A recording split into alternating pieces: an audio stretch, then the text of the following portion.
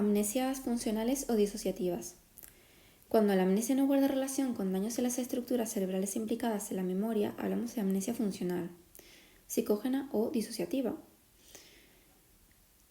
La incapacidad de recordar información personal importante, especialmente de naturaleza traumática o estresante, que va más allá de lo que se podría atribuir al simple olvido. Antecedentes a esta descripción se corresponden con el trabajo de Freud o Kraepelin a finales del siglo XIX. Puede presentar una imagen clínica confusa, aunque generalmente la pérdida de memoria que la caracteriza es localizada o selectiva de un suceso o sucesos específicos. La amnesia se limita al periodo posterior al trauma o inmediatamente anterior, aunque no suele afectar a la capacidad de aprender nueva información. Por eso, estos pacientes tienen cierto grado de amnesia anterógrada. De manera algo más excepcional, son los casos de amnesia disociativa generalizada, donde los pacientes pueden llegar a olvidar completamente su propia identidad y las historias de sus vidas, incluyendo detalles como quiénes son, dónde han estado, con quiénes han hablado, lo que han hecho, dicho, pensado y sentido. Aparte de la amnesia, estas personas parecen cognitivamente sanas y pueden funcionar normalmente. A la hora de realizar el diagnóstico es imprescindible descartar un origen orgánico. Bueno, aquí tenemos la tabla 8.3 sobre características de la pérdida de memoria orgánica y asociativa.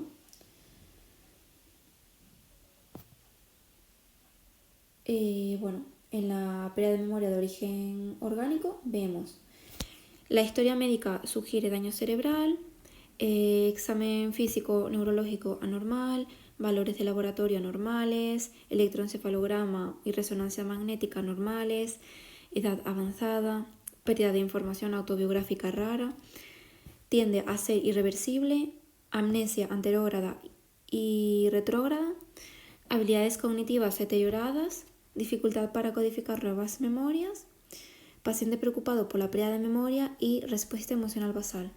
Mientras que en las pérdidas de memoria de origen orgánico, vemos que la historia médica sugiere un trauma emocional, examen físico neurológico normal, valores de laboratorio normales, electroencefalograma y resonancia magnética normales, edad joven, pérdida de información autobiográfica frecuente, la mayoría de las veces reversible. Normalmente esta pérdida de memoria es anterógrada, excepto en el caso de la amnesia generalizada, en el que también se produce pérdida de memoria retrógrada.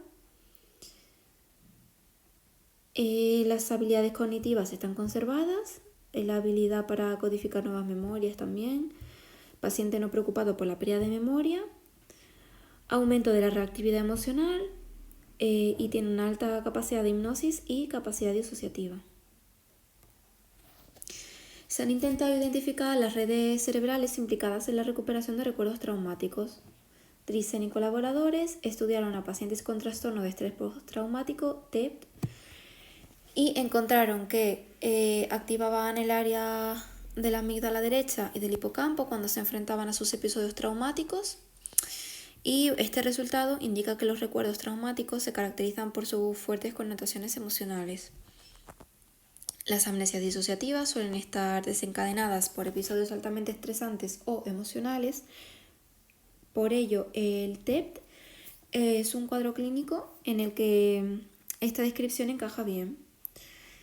Este trastorno puede manifestarse una incapacidad para recordar aspectos importantes del evento traumático, a menudo debido a una amnesia disociativa. También es posible experimentar el fenómeno opuesto, es decir, un incremento importante y frecuente de recuerdos angustiosos recurrentes e intrusivos del trauma. Es lo que se reconoce como flashbacks, que son un tipo de memoria intensa e involuntaria que implica revivir repetidamente el evento traumático acompañado de detalles sensoriales marcados y excitación emocional. En el contexto del TEP y otros trastornos relacionados con el trauma, los flashbacks pueden ser desencadenados por estímulos o situaciones que recuerdan al individuo el evento traumático original. Pueden involucrar imágenes, sonidos, emociones y sensaciones físicas intensas que hacen que la persona sienta como si estuviera reviviendo el trauma. A veces están asociados a recuerdos verdaderos, pero otras veces no. Atendiendo a la cronología, retrógrada y anterógrada. Amnesia retrógrada, AR, sería la dificultad para acceder a la información pasada. Y la amnesia anterógrada, AA, implica la posibilidad de formar nuevos aprendizajes. Aunque suelen darse juntas, hay pacientes que tienen una de ellas aisladamente, sobre todo en el caso de la amnesia retrógrada.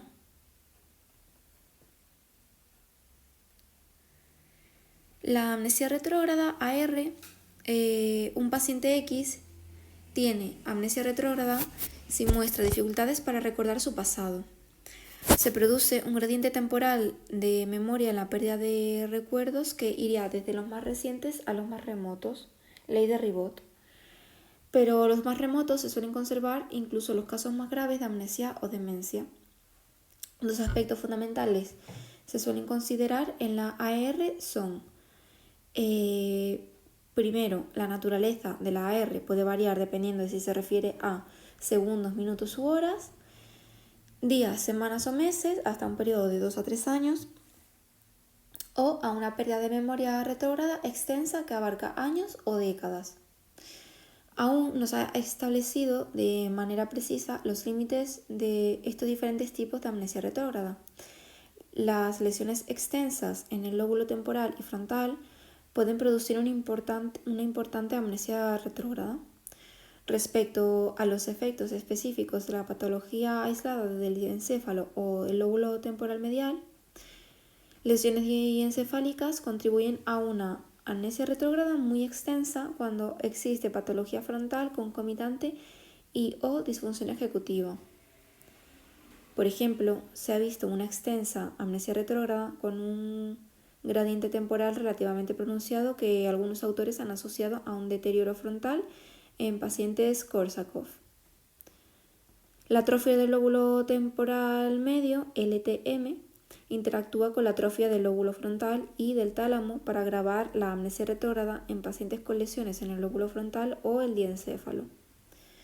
Existe debate con relación a pacientes con daño cerebral, con daño o atrofia aparentemente aislados del LTM. Y otro aspecto fundamental que se suele considerar en la AR es que pueden manifestarse de manera selectiva, afectando a la memoria autobiográfica o semántica.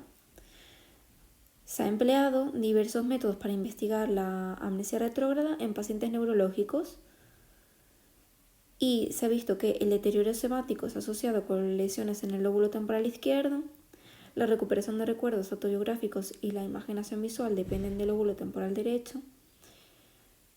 Se ha visto que algunos pacientes también muestran prosopagnosia, que es la incapacidad para reconocer las caras, incapacidad o dificultad, y agnosia visual. Y la agnosia visual pues afecta a reconocer y comprender los objetos o estímulos visuales. La distinción semántica episódica no siempre está clara debido a su importante interrelación. Luego tendríamos la amnesia anterógrada, AA, y los síntomas describen una incapacidad para sumar nuevos recuerdos. Son pacientes que en general se quedan congelados en el tiempo. Hay varias etiologías, conducen a graves deterioros de la memoria, por ejemplo infartos cerebrales, contusiones, anoxia o hipoxia, tumores intracraneales, infecciones víricas, epilepsia, esquizofrenia, pacientes con amnesia global transitoria o pacientes con amnesia funcional o disociativa, síndrome de Korsakoff. El hecho de que los pacientes con esquizofrenia puedan parecer dementes llevó a Bleuler a comienzos del siglo XX a crear la expresión demencia precoz para denominar el trastorno esquizofrénico. Desde finales del siglo XIX se sabe que existe una relación entre el daño en el hipocampo, la epilepsia y la amnesia. La amnesia anterógrada es común a la mayor parte de los pacientes amnésicos descritos. La gravedad y el alcance de la amnesia retrógrada tiene una correlación débil con la gravedad de la amnesia anterógrada. La amnesia anterógrada puede existir junto con poca o ninguna memoria retrógrada.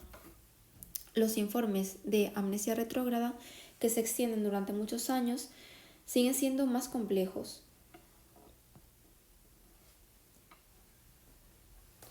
Atendiendo a la duración, breve y permanente. Algunas causas de la amnesia son permanentes. Una vez que se manifiestan, causan daños irreversibles, lo que resulta en una pérdida de memoria continua. Es común en trastornos neurodegenerativos, el síndrome amnésico o el síndrome Korsakoff. En otros casos, los síntomas de la amnesia concluyen cuando la causa subyacente termina o deja de actuar.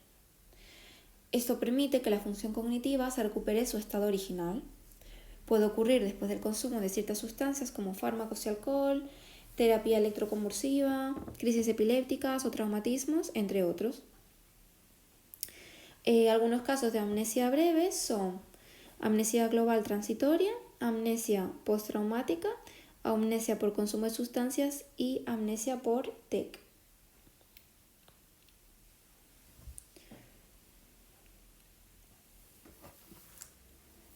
Bueno, primero, amnesia global transitoria. Fue descrita por primera vez en 1956 por Bender. Es un síndrome neurológico caracterizado por una pérdida súbita y temporal de la memoria anterógrada y retrógrada, que puede durar hasta 24 horas, aunque pueden persistir déficits neuropsicológicos leves subclínicos con síntomas vegetativos concomitantes durante días después del episodio. La alteración de la memoria en pacientes con amnesia global transitoria aguda muestra una importante amnesia anterógrada junto con una amnesia retrógrada más leve. También suele cursar con alteración de las funciones ejecutivas y el autorreconocimiento. Suele ocurrir en personas mayores, con un pico alrededor de los 62 años. Las tasas de recurrencia varían del 3 al 26%. La etiología sigue siendo desconocida, pero entre los factores de riesgo se incluyen un historial de migraña y factores cardiovasculares. La comorbilidad psiquiátrica, como la depresión y la ansiedad, se han asociado a este tipo de amnesia. Síntomas: dolor de cabeza, mareo y náusea son las quejas más comunes entre estos pacientes. En muchos casos se han señalado factores precipitantes, entre los que se han señalado la actividad física, el estrés emocional y el cambio repentino de temperatura. Segundo, amnesia postraumática. Ocurre después de lesiones en la cabeza, conmociones cerebrales o traumatismos craneoencefálicos. Se caracteriza por la incapacidad para recordar eventos antes o después del trauma, que puede durar desde minutos hasta horas o incluso semanas en casos más graves. Los síntomas serían confusión, desorientación y dificultades de concentración y memoria. La recuperación ocurre a medida que la persona se recupera de la lesión, aunque en casos graves puede requerir rehabilitación neuropsicológica. Tercero, amnesia por consumo de sustancias. El alcohol y algunas drogas pueden dar lugar a episodios de amnesia que suelen desvanecer cuando los efectos de la sustancia se disipan. La intoxicación alcohólica puede causar lagunas mentales en las que se pierde la memoria de los eventos que ocurrieron durante la intoxicación. Esto se conoce como blackout. Los efectos del alcohol varían de una persona a otra debido a diferencias individuales. Algunas personas experimentan lagunas fragmentarias con recuerdos dispersos. En casos extremos, la laguna es completa y no se forman ni recuperan recuerdos de los eventos durante el episodio. Algunos estudios sugieren que los efectos del alcohol en el hipocampo y estructuras cerebrales relacionadas pueden causar déficits cognitivos y de memoria. Estos últimos se han relacionado principalmente con un problema de consolidación. El consumo de alcohol tiene consecuencias que van más allá de las amnesias, como síntomas psiquiátricos y anormalidades neurobiológicas que afectan muchísimo a la salud y al bienestar general de una persona. Y cuarto, amnesia por TEC. TEC sería terapia electroconvulsiva. Es un procedimiento médico controlado en el que se administran breves pulsos eléctricos. Punto 8.4. Estudios de pacientes. Oliver Sacks, un prestigioso neurólogo, nos introduce en su libro Un antropólogo en Marte una serie de historias sobre personas que se enfrentan a trastornos neurológicos impactantes y cómo estos afectan en sus vidas. Por ejemplo, J.C., el marinero perdido, sufre una profunda amnesia que le impide retener recuerdos nuevos, quedando atrapado en un eterno presente. O W.T., una cuestión de identidad, que desarrolla la habilidad de inventar detalles para llenar sus lagunas de memoria, demostrando la capacidad del cerebro humano para construir narrativas coherentes en ausencia de recuerdos genuinos. Ciertas personas han dejado una huella profunda en nuestra comprensión del proceso mnemotécnico al convertirse en pacientes únicos en el estudio de la memoria. Entonces tenemos el paciente HM, 1926-2008. HM, Henry Gustav Molaison, es el paciente amnésico más famoso de la historia de la ciencia. La neuropsicóloga que estudió a fondo el caso durante más de 40 años, Brenda Milner, publicó en una monografía sobre los trastornos de memoria en el hombre producidos por lesiones cerebrales 5 artículos científicos sobre él. HM tenía 9 años cuando fue atropellado por una bicicleta golpeándose la cabeza y quedando inconsciente durante unos minutos. Aunque parecía que el accidente no había tenido demasiado alcance, meses después comenzó a sufrir pequeñas crisis epilépticas conocidas como crisis petit mal o crisis de ausencias, que se mantuvieron hasta los 16 años. Cuando cumplió esta edad, tuvo su primera crisis gran mal, crisis tónico-clónica, que fue la primera de las muchas que sufrió a lo largo de toda su vida. Estas crisis se manifestaron de manera recurrente hasta los 27 años. Debido a la gravedad y frecuencia de los ataques que no respondían a la medicación, se intervino quirúrgicamente. El neurocirujano William Beecher Scoville fue el encargado de la intervención. La ablación de la parte del cerebro de HM fue realizada el 1 de septiembre de 1953. Realizó una extirpación bilateral de la parte del lóbulo temporal, que incluye giro piriforme, el ungus, la amígdala y el giro hipocampal. La operación fue un éxito, redujo la frecuencia y la gravedad de los síntomas epilépticos, aunque Henry tuvo que seguir tomando medicación de por vida. La cirugía tuvo un efecto no deseado. HM perdió su memoria para siempre. Scoville contactó con Wilder Penfield, quien había realizado la extirpación unilateral de las estructuras medias del lóbulo temporal izquierdo para el tratamiento de las convulsiones epilépticas de 2 pacientes, PB y FC, que desarrollaron una amnesia severa tras la intervención. Brenda Milner se encontró con los 2 pacientes epilépticos de Penfield y fue invitada para estudiar el caso de HM.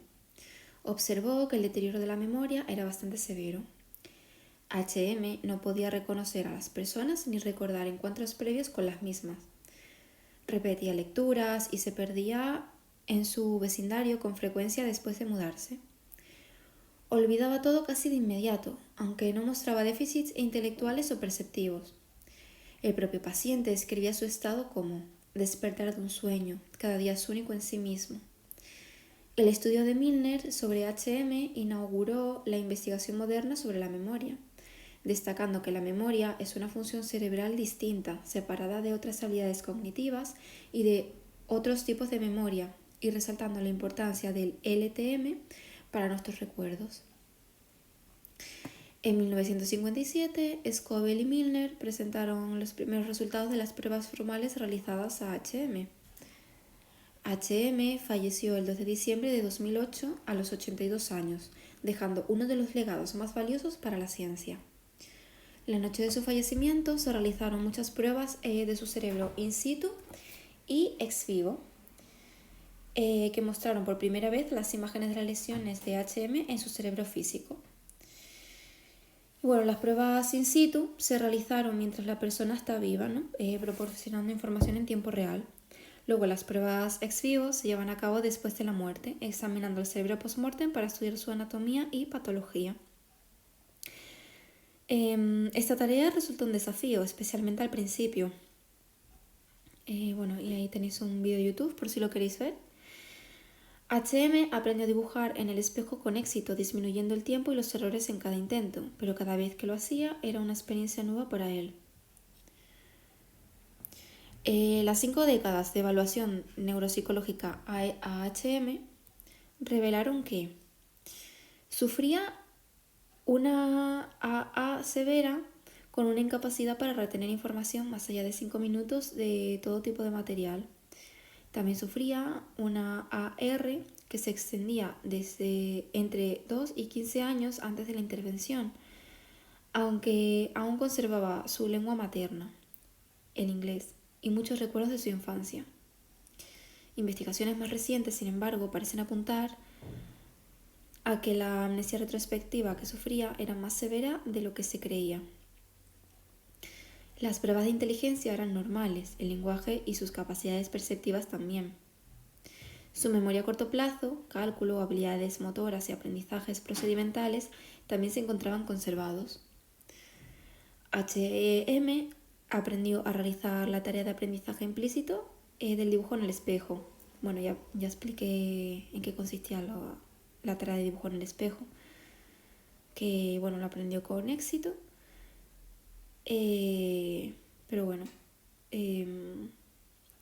cada vez que lo hacía, pues era como una experiencia nueva para él. Aunque los errores los disminuía con cada intento. Bueno, realizaba esta tarea pues no sin ser consciente. La parte biológica del estudio de HM incluye la correlación entre el daño cerebral y la amnesia, asumida en los años 50, pero no verificada hasta 1990, con imágenes cerebrales que publicaron Scoville y Milner. Las investigaciones post-mortem del cerebro de HM han revelado lesiones en el hipocampo, la amígdala, la corteza entorrinal, la corteza orbitofrontal izquierda y algunos tractos de materia blanca. Sin embargo, las áreas más posteriores del hipocampo y la circunvolución parahipocampal se encontraron prácticamente intactas.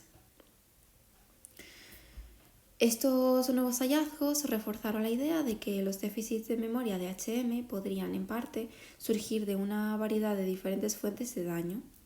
Las lesiones en áreas corticales, parietales y frontales, en los núcleos talámicos o en los cuerpos mamilares, también pueden provocar amnesia y alteraciones de la memoria episódica.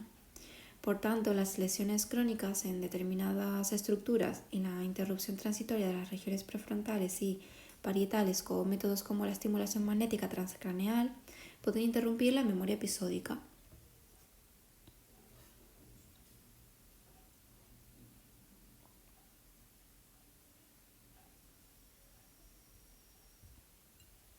Bueno, luego tenemos el paciente Case, 1951-2014.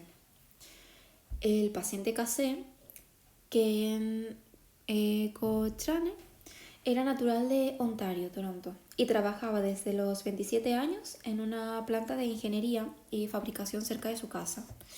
Tenía 30 años, octubre de 1981, cuando sufrió una lesión en la cabeza que lo dejó amnésico al caerse de su motocicleta en una rampa de salida.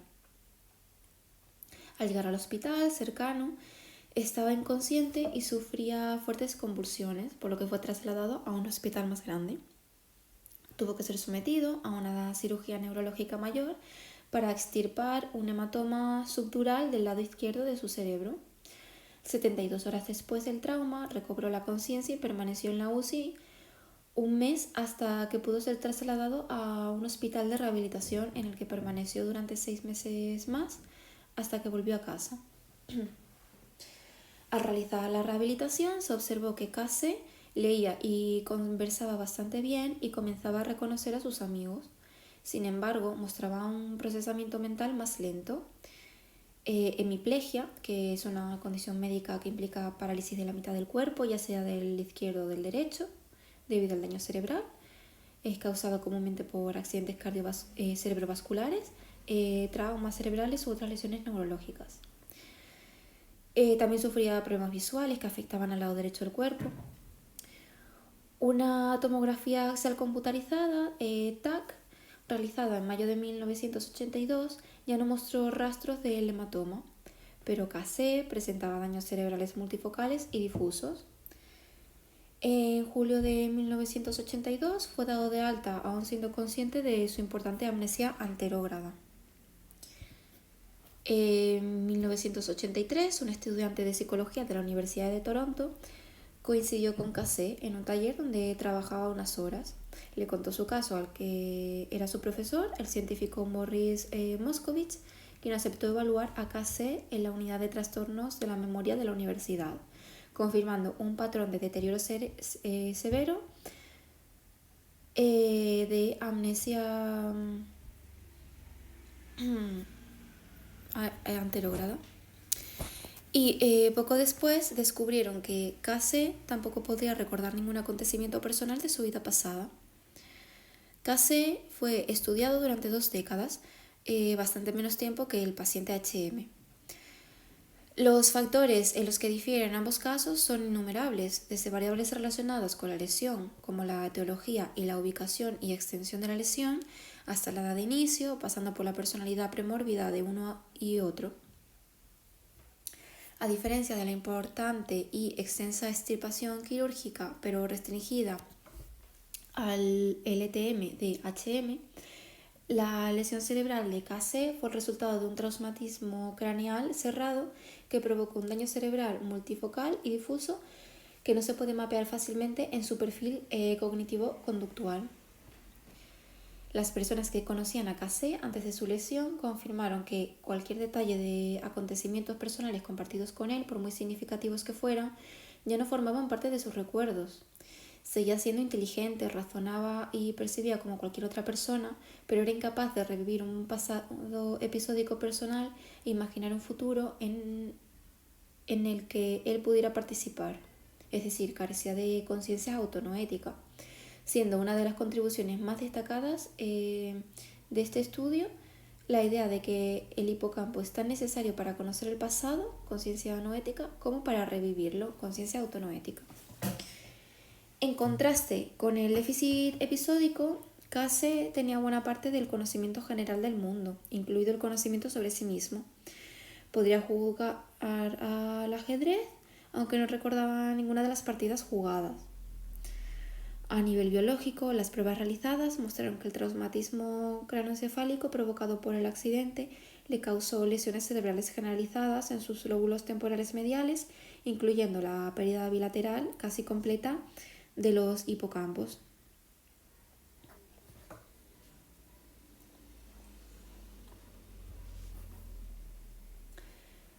Luego tenemos casos de otros pacientes amnésicos.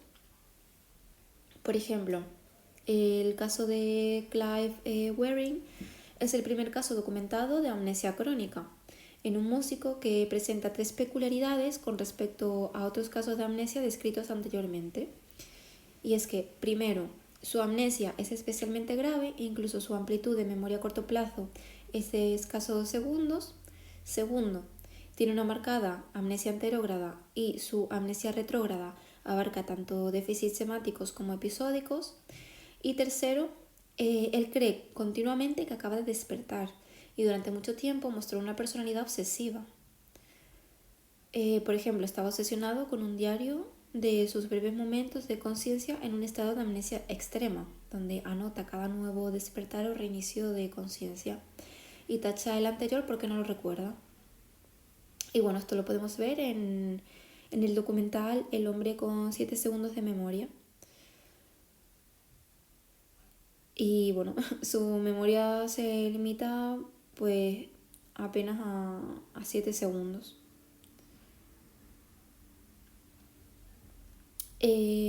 Waring nació en Reino Unido en 1938 y dedicó su vida a la música hasta que en 1985 contrajo encefalitis por herpes simple, causando una forma severa de SA.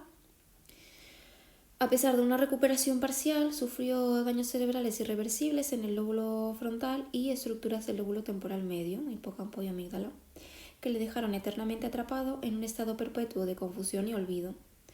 Su pasado, se quedó congelado cuando los niños eran pequeños.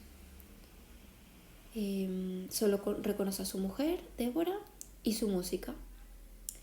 Y Clive sigue tocando el piano como el primer día.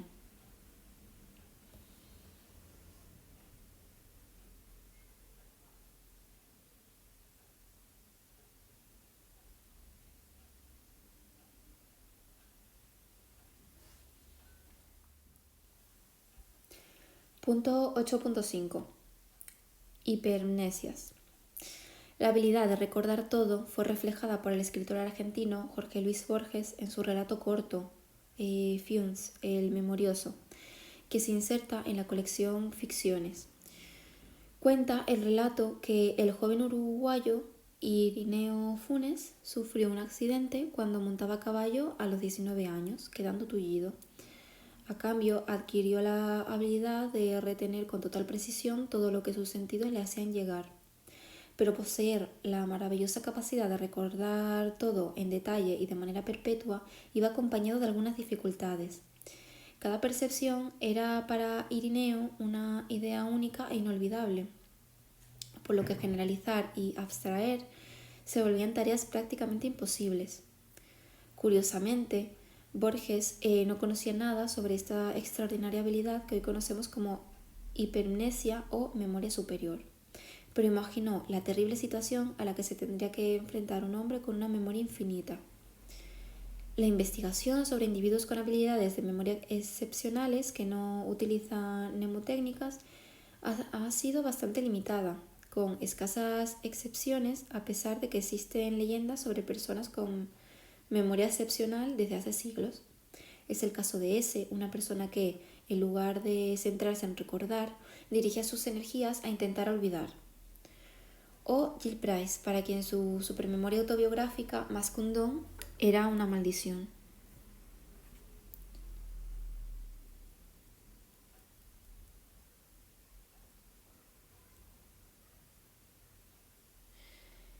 Solomon Beniaminovich Sherezhevsky, S.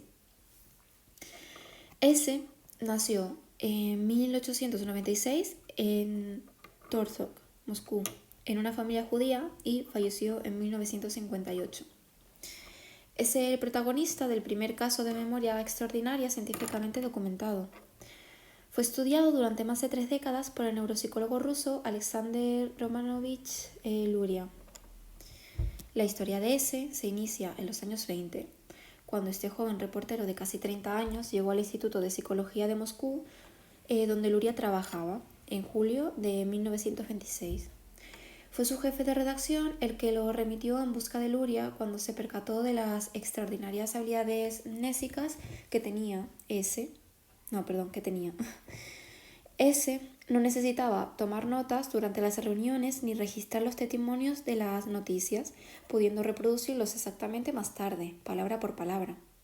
Esto también impresionó a Luria, quien, siendo incapaz de encajar la capacidad memorística de S en un marco científico tradicional, adoptó un enfoque más personal, que con el tiempo quedó plasmado en uno de sus libros más importantes de Luria. Pequeño libro de una gran memoria. La mente de un mnemonista. Su repercusión ha sido tan grande que ha dado la vuelta al mundo, incluso es la trama inicial de diferentes películas y obras de teatro. La historia clínica de S se relata como una mezcla de texto científico y literario que desvela la vida de un hombre extraordinario cuya mente operaba en base a sinestesias de carácter multimodal, definidas como un evento en el que la estimulación de una modalidad sensorial provoca una sensación involuntaria en otra modalidad sensorial. S describía así su percepción. Percibo el sabor de cada sonido, de cada sílaba. Hoy sabemos que la sinestesia puede ser desarrollada o adquirida como consecuencia de una lesión cerebral y que puede influir y mejorar el rendimiento de la memoria. Aunque S era sinestésico, presentaba déficit en la capacidad de abstracción, categorización, comprensión, expresión de pensamiento metafórico e incapacidad para generalizar. Algunas investigaciones sugieren que S mostraba síntomas del trastorno del espectro autista, TEA, de tipo sabio savant. Los idiot savants son individuos que poseen una habilidad excepcional en un área específica, matemáticas, música, arte, a pesar de tener discapacidades cognitivas en otras áreas. Muchos tienen además una memoria excepcional, generalmente restringida a su talento, pudiendo recordar detalles minuciosos o retener grandes cantidades de información sin esfuerzo aparente. Por ejemplo, el protagonista de la película Rayman.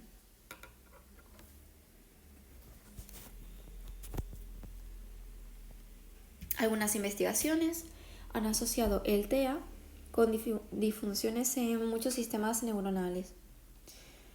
Las áreas cerebrales como los LTM, los lóbulos parietales, la amígdala y la corteza cingulada, estas disfunciones se han asociado a déficits en la categorización, abstracción, procesamiento local o incapacidad para crear un prototipo para recordar información. S tenía déficits importantes en las funciones ejecutivas. No podía entender ni poesía ni las metáforas y no era capaz de comprender las abstracciones. En sus propios recuerdos decía: solo puedo entender lo que puedo visualizar y para que yo comprenda el significado de algo tengo que verlo. También tenía problemas para recordar rostros. Los percibía como patrones cambiantes de luz y sombra que le confundían. S era percibido por otros como desorganizado y torpe, características asociadas a trastornos como el TEA y la sinestesia.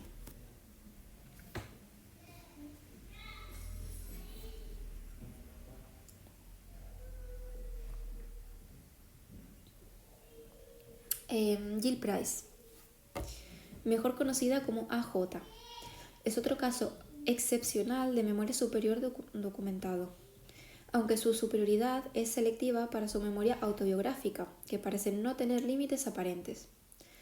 En 2006, en la revista Neurocase, Parker y colaboradores presentan su caso como el primer caso descrito en un texto científico de hipertimnesia.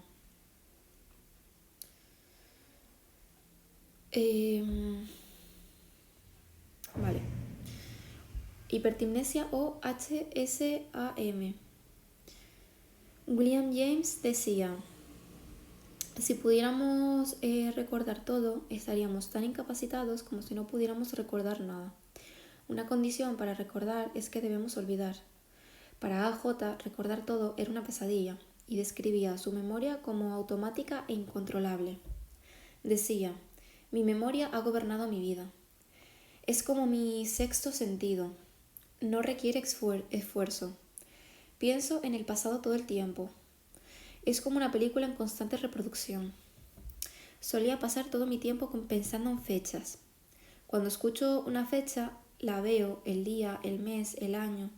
Solo tengo que experimentar algo una vez y puedo quedar totalmente marcada por ello. No puedo dejar ir las cosas debido a mi memoria. Sabía desde hace mucho tiempo que tenía una memoria excepcional. No creo que quisiera tener esto para siempre, pero es una carga.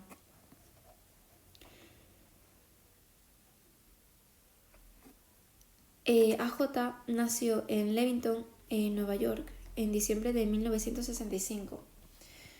Sus primeros recuerdos incluyen estar en su cuna a los 18-24 meses y el nacimiento de su hermano cuando tenía 3 años y 9 meses. Sin embargo, entre los 8 y los 14 años, coincidiendo con una mudanza que ella misma consideró traumática, su memoria experimentó un importante cambio. Se volvió automática y no deliberada, como si sus recuerdos fueran películas en marcha con detalles vívidos y emocionales y una gran precisión con las fechas en las que se habían producido los eventos. AJ mantuvo diarios detallados de su vida desde los 10 hasta los 34 años, a veces de manera muy obsesiva. A pesar de su excepcional memoria, no destacó en la escuela y siempre se ha definido como un poco obsesiva, ansiosa y depresiva. Su obsesión por el orden se manifestó desde temprana edad. Su memoria es altamente asociativa. y sus recuerdos se desencadenan fácilmente por eventos públicos, programas de televisión y figuras públicas. Un recuerdo lleva a otro de forma automática. Así responde cuando le preguntan por una fecha específica. 3 de octubre de 1987. Era un sábado. Pasé el fin de semana en el apartamento. Llevando un cabestrillo, me lastimé el codo. Parker y su grupo evaluaron a AJ utilizando entrevistas, grabaciones de vídeos, verificación de sus diarios y pruebas neuropsicológicas para evaluar diferentes aspectos de su funcionamiento cognitivo, además de su capacidad amnésica. Aunque su CI era normal, en la mayoría de tareas estandarizadas de memoria estaba por encima de la media. Sin embargo, mostró déficits en las pruebas que evaluaban las funciones ejecutivas y el razonamiento, y en pruebas de memoria que requieren organización y abstracción. También dificultades en la memoria para rostros faciales. Según Parker y colaboradores, estos déficits podrían estar relacionados con algún trastorno del neurodesarrollo frontoestrial, como ocurre en el TEA, el TOC o el TDAH, entre otros. Como ocurría con AJ comparte características con los savants autistas. Por ejemplo, ha tenido un interés obsesivo por las fechas desde una edad muy temprana.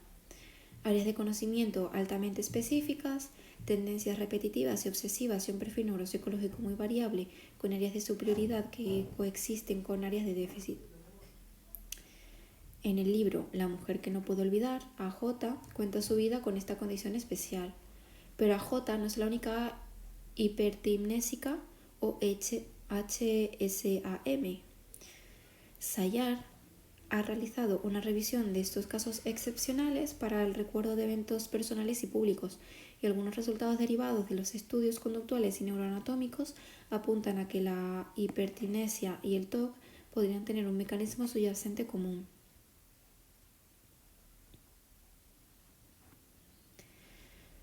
8.5.3 Memoristas profesionales. La visión actual de la mayoría de los memoristas superiores estudiados hasta la fecha es que sus habilidades se deben a la aplicación de estrategias adquiridas a través de la práctica y no a habilidades innatas. Además, sus habilidades extraordinarias generalmente se limitan a lo que se entrena. Erickson y colaboradores analizaron la memoria superior de Ryan S. Mahadevan, un famoso memorista superior fue uno de los primeros memoristas que más cifras del número matemático pi ha conseguido realizar y se encuentra en el libro Guinness. Batió el récord con 31.811 decimales.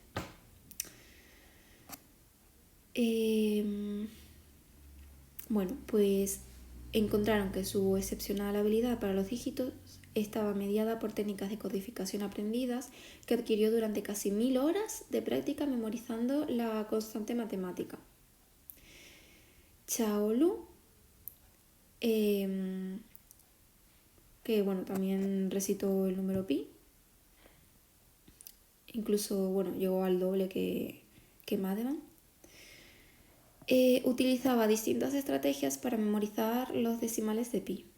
Algunos autores han relacionado esta extraordinaria capacidad para recordar los dígitos de pi con una mayor capacidad en la memoria de trabajo. Raz y colaboradores observaron que un memorista pi que utilizaba una variante del método Lossy mostraba una mayor activación mientras recuperaba los decimales de pi en áreas prefrontales relacionadas con la memoria de trabajo y el control atencional. Wilding y Valentin han encontrado que las personas que utilizan estrategias para mejorar la recuperación, memoristas estrategas, son mejores en este tipo de tareas estratégicas que en las tareas no estratégicas. Los memoristas innatos suelen ser buenos en ambas. Worten y Hunt examinaron algunas de las mnemotecnias más populares y discutieron la relevancia de la mnemotécnica para la investigación psicológica, la educación, la rehabilitación cognitiva y para quienes buscan simplemente mejorar su memoria. Eleanor A. McKeere y colaboradores observaron que 9 de los 10 memoristas superiores que analizaron en su trabajo Utilizaban la mnemotécnica conocida como método Lossy. Además, en comparación con los controles, los memoristas tenían una mayor actividad en áreas del cerebro relacionadas con el procesamiento espacial.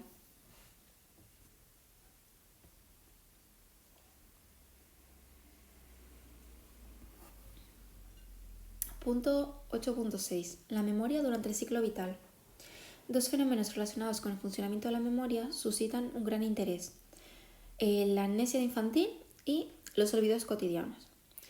Ambos describen un funcionamiento normal de la memoria, aunque los olvidos en el envejecimiento puedan constituir un importante marcador de deterioro cognitivo y su progresión hacia la demencia. Otro de los fenómenos de especial interés en este contexto es el de las falsas memorias. Punto 8.6.1. Las falsas memorias en la infancia y el envejecimiento. A principios del siglo XX, Alfred Binet realizó un estudio en el que mostraba una serie de objetos a niños de entre 7 y 14 años para que los observaran. En una prueba de memoria posterior descubrió que la forma en que les hacían las preguntas sobre los objetos causaba distorsiones en sus recuerdos de los objetos. Investigadores posteriores han llegado a la misma conclusión. Los niños son altamente sugestionables y tienen más probabilidad de generar falsos recuerdos o reconocimientos que los adultos.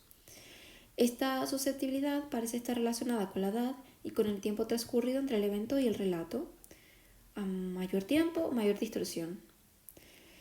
Arce y colaboradores, en un metaanálisis realizado, han encontrado que la probabilidad de implantar falsos recuerdos en niños y adolescentes es significativa, generalizable y de una magnitud extraordinariamente grande, aunque estaba modulada por diferentes variables como el tipo de estímulos utilizados, la carga emocional del evento y el paradigma de sugestión utilizado.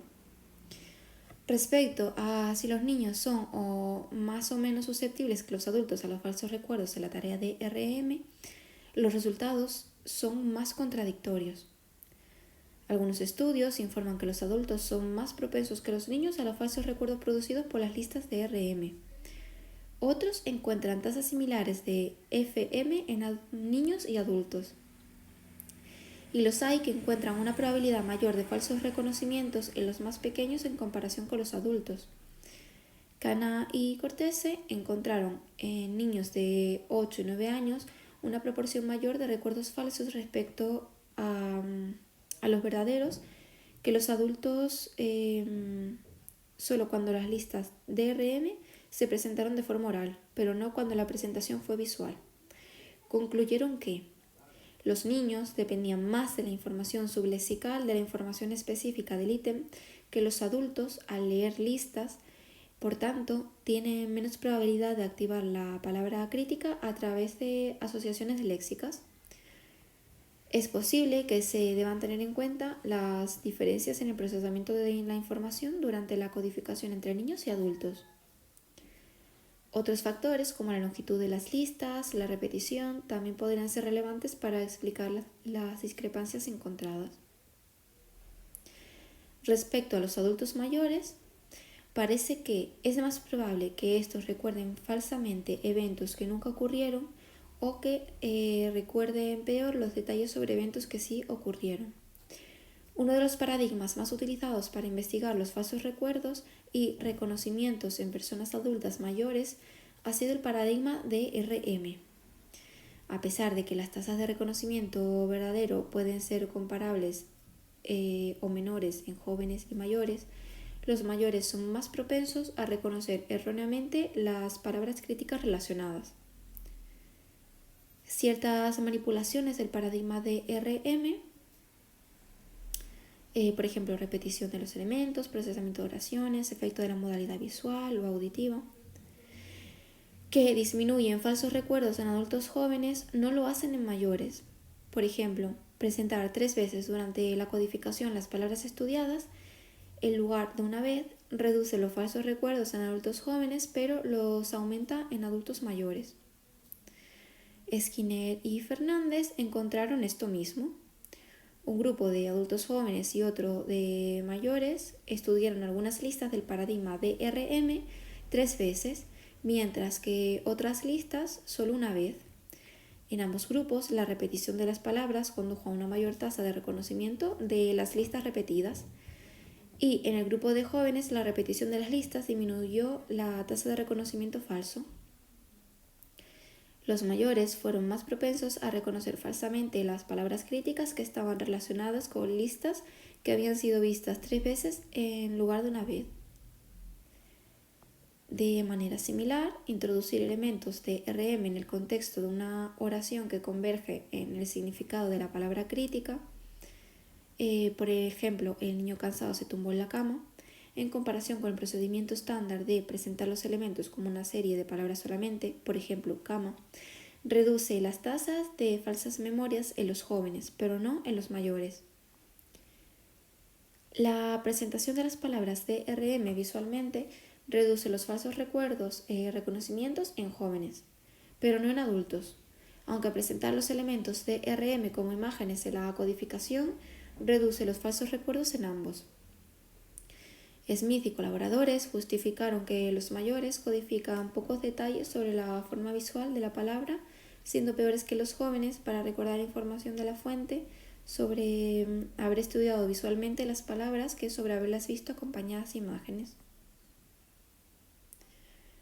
Una de las hipótesis que han intentado explicar el bajo rendimiento de los mayores en las tareas de RM con estímulos visuales enfatiza la importancia de los procesos metacognitivos de monitorización.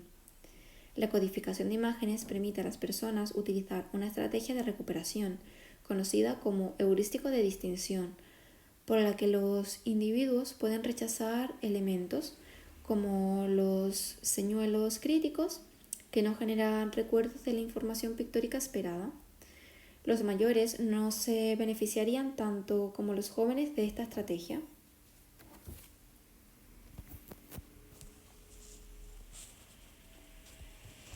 En el paradigma de desinformación o información engañosa, también se han encontrado que los adultos mayores son más propensos que los adultos jóvenes a afirmar haber presenciado eventos que solo se les sugirieron en una etapa anterior de desinformación.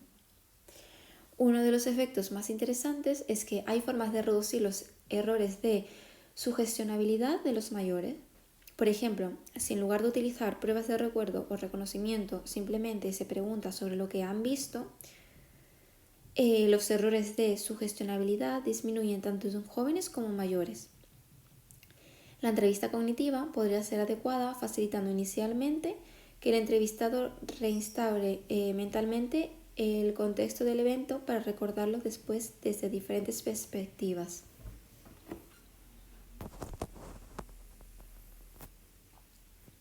Punto 8.6.2. Alteraciones de la memoria con la edad. Algunos de los cambios en la memoria son parte del proceso natural del envejecimiento. Sin embargo, cuando los olvidos se vuelven frecuentes, graves y afectan significativamente a las actividades de la vida cotidiana, es fundamental buscar una evaluación para determinar la causa subyacente.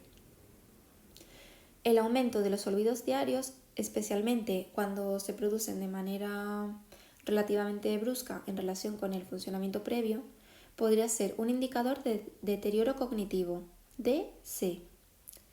La edad es uno de los factores de riesgos más importantes en el deterioro cognitivo relacionado con la demencia.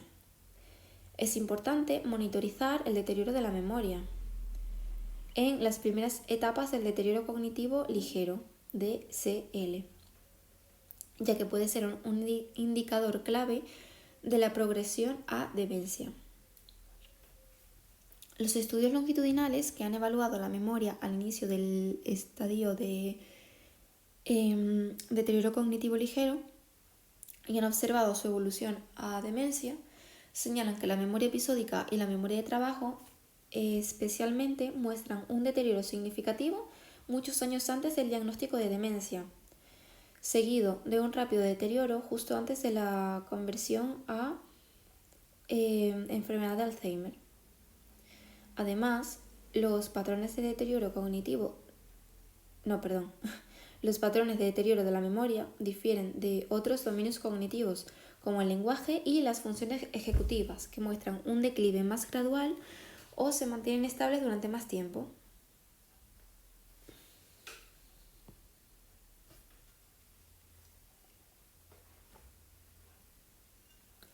Punto 8.7. Neurociencia cognitiva de la memoria. Punto 8.7.1. Neurociencia cognitiva de las FM. La memoria declarativa es altamente flexible, representativa y proporciona una forma de modelar el mundo externo, pero debido a su flexibilidad también es especialmente propensa a errores y distorsiones. El resultado de un recuerdo implica que el evento se ha codificado y consolidado, y finalmente hemos podido recuperarlo, y en cada uno de estos procesos pueden producirse errores que den como resultado la creación de una huella falsa de memoria. Los hallazgos más consistentes en relación con la formación de MV y FM implican especialmente al lóbulo temporal medio, LTM, y la corteza prefrontal media y lateral, CPFM y CPFL. Straube realizó una revisión en la que analizó los principales estudios que habían abordado el papel de las diferentes fases de la MD, codificación, consolidación y recuperación, en la producción de MV y FM en estudios de pacientes o mediante el uso de técnicas de neuroimagen. Entonces, primero, durante la fase de codificación, se sugiere que la percepción y los procesos de almacenamiento son especialmente relevantes para la creación de una representación falsa. La CPFM y la CPFL estarían más involucradas en la formación de memorias verdaderas en esta fase de la memoria. Kim y Cabeza utilizaron una versión adaptada del paradigma de IRM para investigar la actividad cerebral asociada a la formación de recuerdos verdaderos y falsos. Realizaron un análisis para determinar qué regiones cerebrales mostraban actividad en la formación de memorias verdaderas y qué regiones cerebrales mostraban actividad en la formación de recuerdos falsos. Los resultados mostraron que la actividad en la CPFV izquierda y las áreas visuales en la codificación contribuyó tanto a los recuerdos verdaderos como a los recuerdos falsos. Sin embargo, la actividad en el LTM posterior izquierdo y las áreas visuales tempranas en la codificación contribuyó a la formación de recuerdos verdaderos.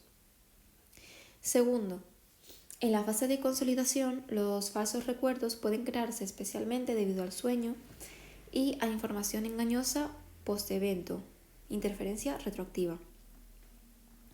Los datos de imágenes sugieren la participación de regiones cerebrales perceptivas, el LTM y la CPF, en los procesos de actualización de la memoria relevantes para la creación de falsos recuerdos. Sin embargo, los resultados parecen apuntar a que el sueño no aumenta selectivamente las falsas memorias, sino que tiende a promover la consolidación en circuitos hipocampo neocorticales para recuerdos verdaderos y falsos.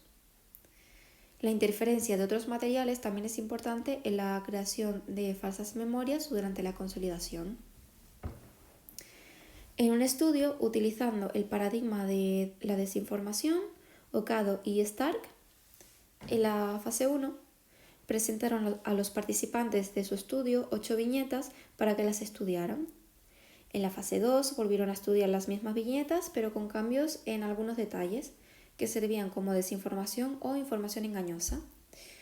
Al evaluar sus recuerdos del evento original 2 días después, encontraron una interacción de los procesos de codificación en el LTM y la CPF, que fue fundamental en ambas fases de codificación, ya que predijo si los participantes recuperaban el evento original o la desinformación inexacta. Se encontró que la activación del hipocampo y la corteza entorrinal se relacionaba con las memorias verdaderas y las falsas memorias.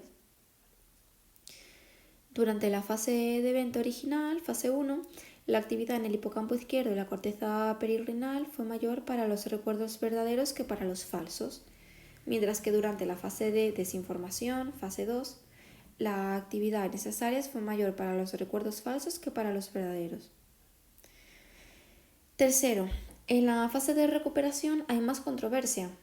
Algunos estudios indican que el hipocampo y otras regiones están más relacionados con la recuperación de recuerdos verdaderos que falsos.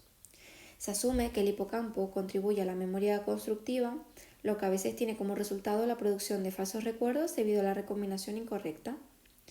Además, los procesos ejecutivos relacionados con la activación de áreas prefrontales parecen estar involucrados en los procesos de monitorización, que se asume son importantes para el rechazo de falsos recuerdos durante la fase de reconocimiento.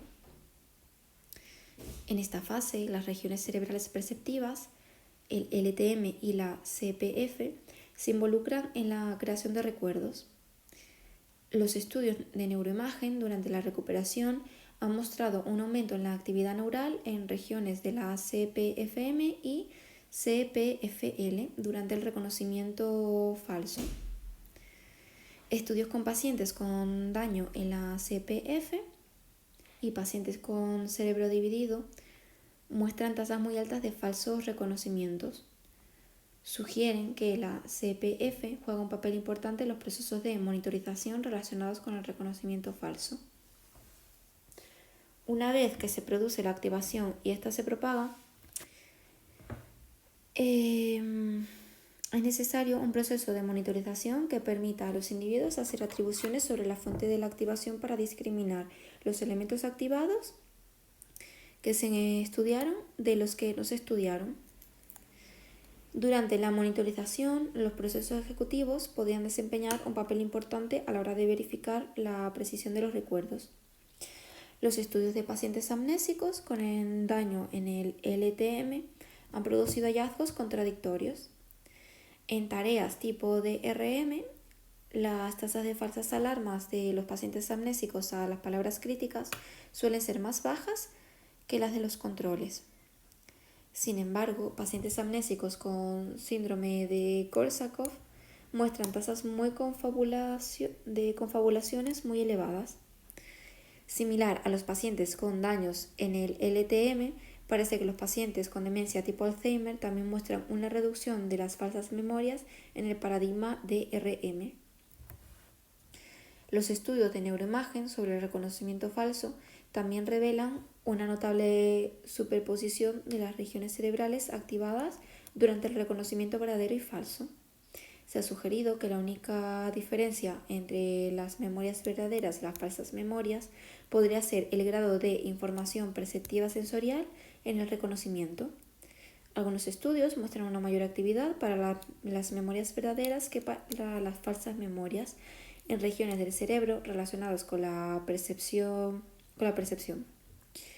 Este patrón de actividad en regiones perceptivas para las memorias verdaderas, junto con la activación de la CPF durante el recuerdo y reconocimiento falsos, podría ayudarnos a discriminar entre unas y otras memorias.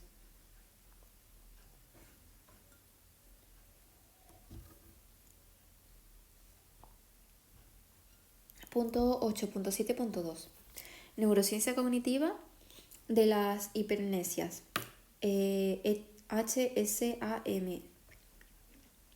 Diferentes estudios han explorado los cerebros de memoristas innatos con el objetivo de analizar si existen diferencias en comparación con individuos con un rendimiento normal de su memoria.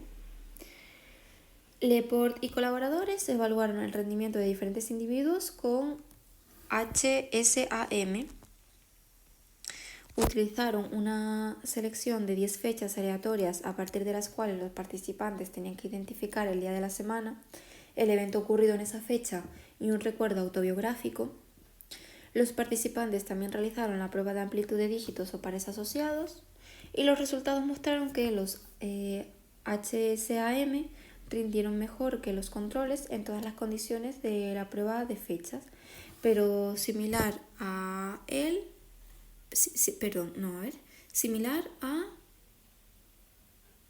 los de las tareas clásicas de laboratorio. Muy interesantes fueron los resultados de las pruebas de imagen que mostraron diferencias estructurales entre los participantes, especialmente en áreas del LTM.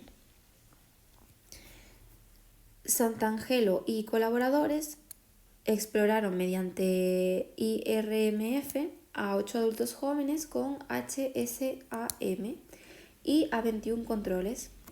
Los participantes tenían que recuperar recuerdos autobiográficos y no autobiográficos y indicaban pulsando una tecla si estaban recuperando un evento autobiográfico. Se les animó a que lo revivieran acto seguido. Los resultados mostraron que los individuos con HSAM no solo fueron más rápidos en acceder a sus recuerdos autobiográficos, sino que también proporcionaron un recuerdo autobiográfico más rico en detalles. Asimismo, el acceso a los recuerdos autobiográficos se asoció con una mayor conectividad funcional prefrontal hipocampal. El acceso a los recuerdos autobiográficos también indujo una mayor actividad en la unión temporoparietal izquierda y mayor acoplamiento funcional con las cortezas sensoriales en los participantes con HSAM. Parece que el incremento de la actividad de estos sistemas está selectivamente implicado en el acceso eficiente a las experiencias pasadas en HSAM. En otro estudio, estudiaron durante 5 años al paciente GC de 75 años con HSAM.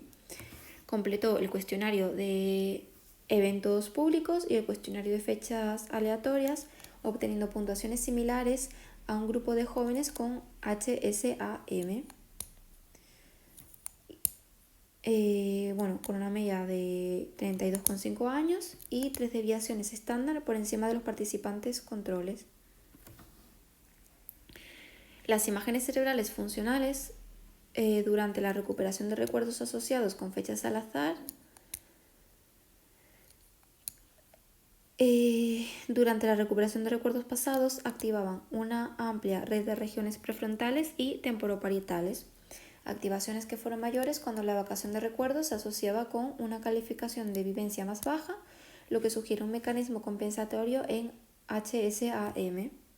Se encontró un incremento en la actividad en la ínsula para los recuerdos emocionalmente positivos. 5 años después, GC fue evaluado nuevamente para HSAM y no mostró signos de deterioro de la memoria, obteniendo resultados similares a los obtenidos en las pruebas iniciales.